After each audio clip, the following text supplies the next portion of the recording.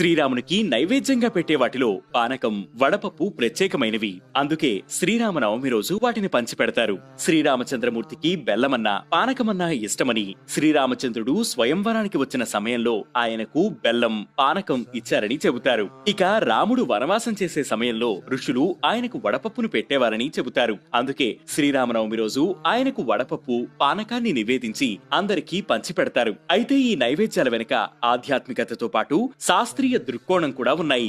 ఎండలు ముదిరే సమయంలో శ్రీరామనవమి వస్తుంది కాబట్టి ఉష్ణోగ్రతలను తగ్గించడానికి బెల్లం పానకం మంచి ఔషధంలా పనికొస్తుంది. అందులో మిరియాలు కలపడం వల్ల కఫాన్ని తగ్గించి ఆరోగ్యంగా ఉంచడానికి ఉపయోగపడుతుంది. ఇక వడపప్పు మలబద్ధకాన్ని తగ్గించి ఆరోగ్యాన్ని ఇస్తుంది. అలాగే రక్త ప్రసరణను మెరుగుపరచడంతో పాటు జీర్ణక్రియను వృద్ధి చేస్తుంది. నవమి వేడుకల నైవేద్యమైన పానకం కూడా రామనామమంతా మధురంగా ఉంటుంది. ఇక వడపప్పు రుచి మనకు తెలిసిందే. ఈ రెండు నైవేద్యాలకు అపారమైన ఔషధ గుణాలు ఉన్నాయి. సీతారాముల పున్నమిలోనే